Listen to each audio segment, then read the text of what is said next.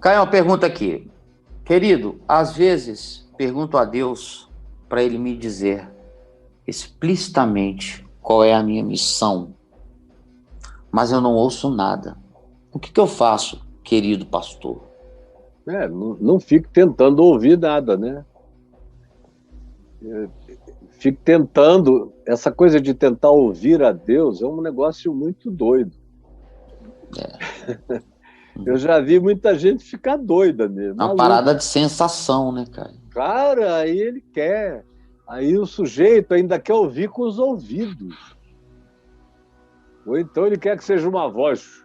Fulano, Marcelo, Antônia, eis que te chamei para seres um grande pianista, Isso.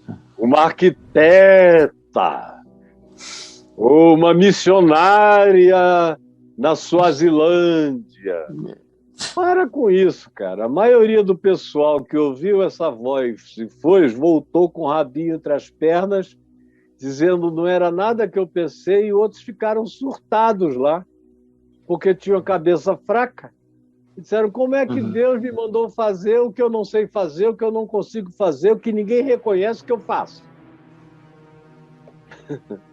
Agora, eu, sinceramente, acho que antes de qualquer coisa você deve fazer um teste vocacional. É importante, né? É importante.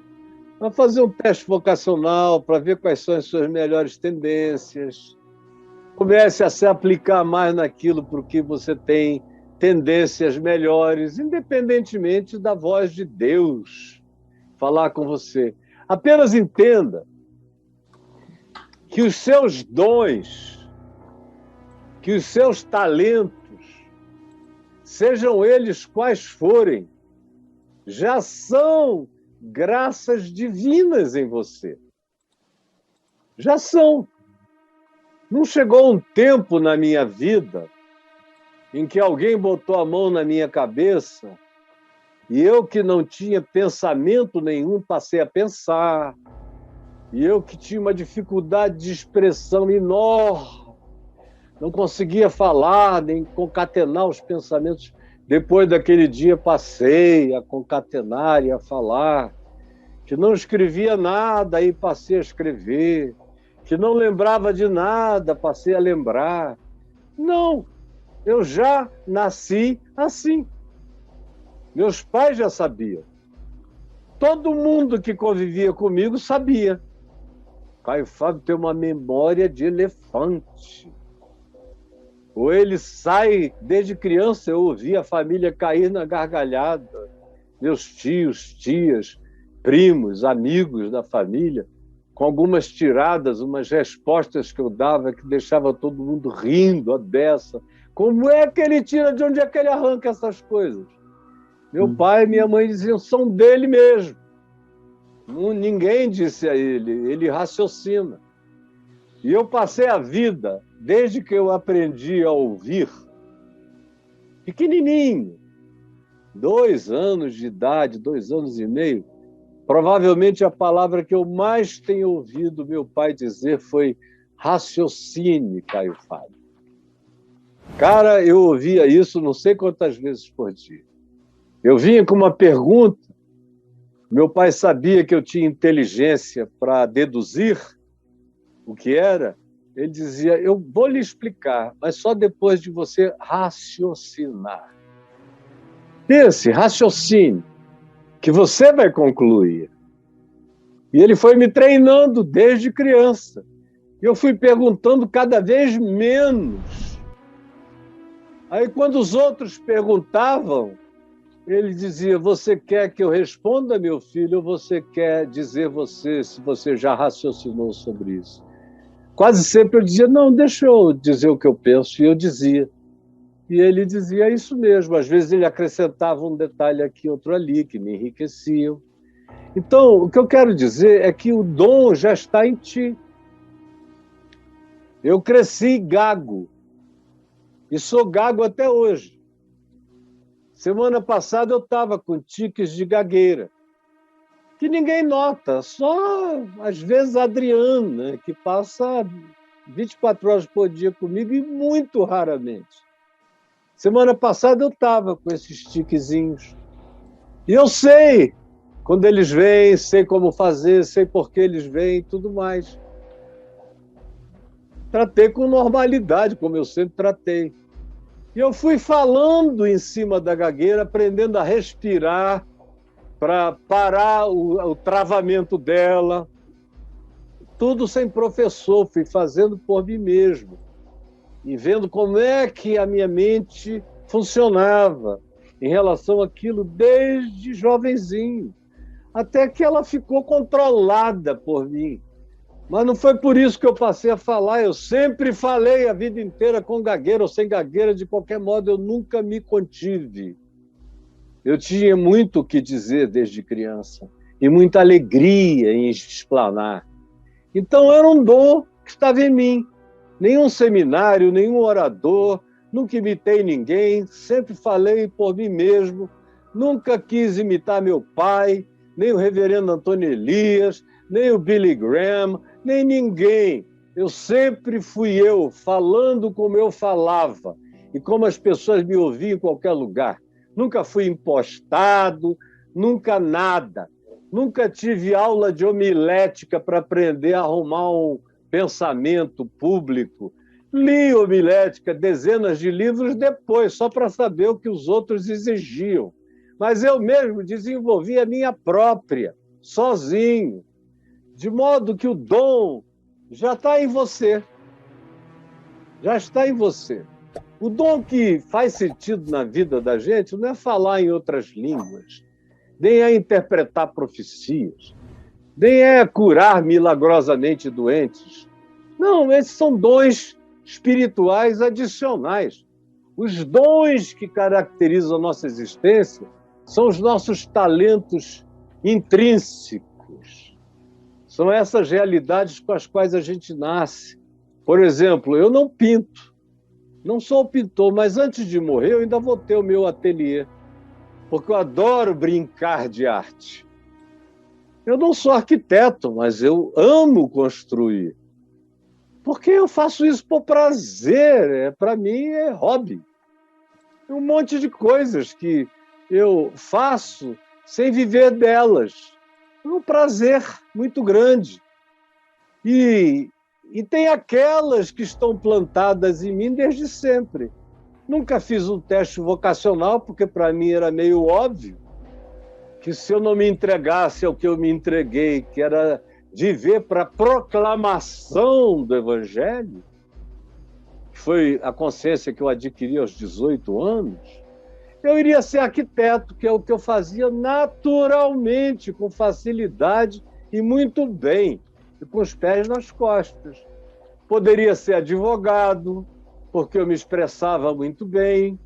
Poderia, mas eu não queria, por causa do trauma do meu pai com a advocacia. Ele tinha que mentir muito, ele não gostava. Depois que se converteu, então ficou uma agonia para ele. Ele dizia, olha, se eu falar só a verdade, eu vou perder a maior parte das causas. Você tem que inventar uma lorota, mesmo que o juiz sabendo que é lorota, mas tem que os autos precisam de lorota para justificar algumas coisas. E eu não queria isso. Talvez jornalismo, alguma coisa nessa área, ou qualquer coisa na área de humanas ou de história, mais do que de matemática, embora eu adorasse física. Mas eu não queria ser um calculista, eu queria ser mais um construtor e um desenhista de formas. Mas o que eu mais gostava era de criar pela palavra. E foi o que me acompanhou a vida inteira, e eu vou morrer vivendo para a palavra e da palavra. Então, meu filho, tem dentro de você, você só tem que descobrir.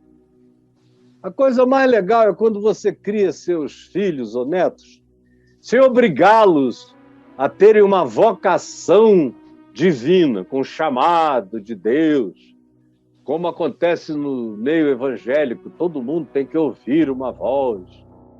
Meus filhos eu criei sem essa obrigação, para que o dom deles se manifestasse. Criei sem eles terem que ouvir nem a minha voz, dizendo o que eu achava que eles podiam fazer. Meu filho Ciro, por exemplo, é um cara fora da curva. Ele vai de A a Z, de humanas a física, matemática, qual que você quiser. Uma memória, a dele sim, é prodigiosa. E o problema dele, que o faz sofrer, é que ele não esquece nada que ele aprendeu desde criança. Parece uma memória contínua, que dá às vezes uma aflição. Ele diz, eu queria ser normal. Eu nunca disse nada a ele. Ele podia ser professor de qualquer coisa, de hebraico e grego, a qualquer outra coisa, mitologia grega, o que você quisesse, literatura universal, ou matemática, ou física, ou economia, ou direito. Ele não tinha barreira para ele em nenhuma área. Ele decidiu ser aquilo que ele não fazia bem. A única coisa que ele não fazia bem, que era cantar. Aí eu falei, mas por que cantar, filho? Você já está terminando a faculdade de economia. Termina. Já tem uma bolsa de estudos para Londres, gratuita, para a Escola de Economia de Londres. De lá você já tem um doutorado garantido em Chicago. Tudo pago. Vai. Não, mas eu não quero ser economista. Já me disseram que eu vou voltar para ser professor da PUC.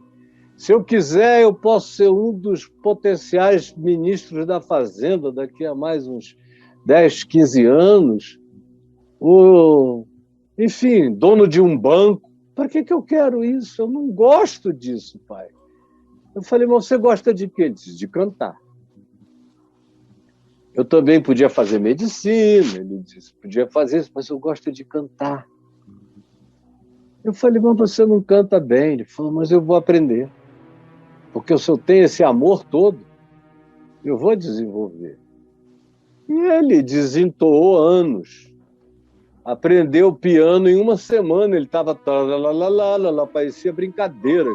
Esse cara é doente. Meu filho Davi dizia, não, você é doente, rapaz, para o irmão dele. E aí, hoje, já tem 22 para 23 anos, ele é barítono do Teatro Municipal do Rio de Janeiro, com honras e respeito e muita alegria. Vive disso. Estava nele. Ele só desenvolveu. Mas qual foi o que ele percebeu? Foi um dom desde nascença? Não. Foi um amor maior do que o amor que ele tinha por qualquer outra coisa que ele pudesse fazer. Então eu te recomendo isso.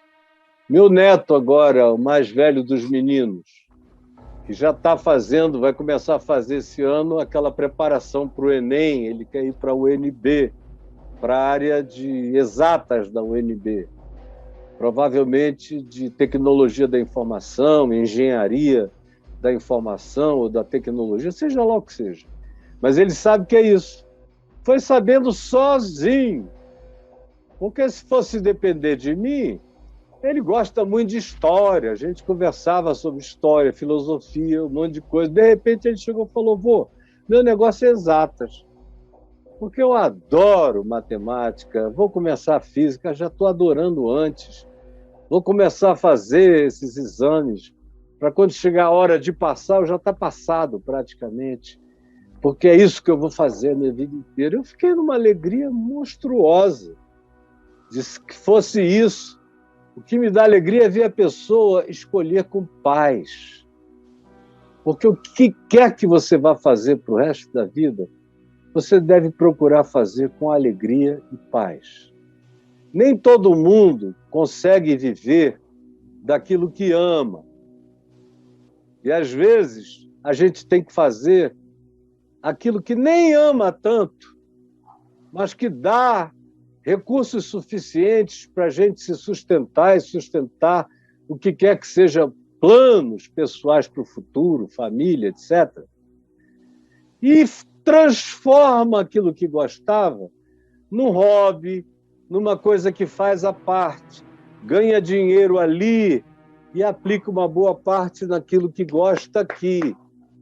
Muito feliz é aquele que fazendo aquilo que adora fazer, consegue ganhar o bastante para se sustentar. Mas não é com todo mundo que acontece assim, e a gente precisa ser práticos. Tá bom, meu filho? Mas para com isso de ficar para um lado e para o outro. Busca dentro de ti, que você vai encontrar. Já está plantado aí. Pode crer. E aí eu ia falar outras coisas, mas vai alongar demais.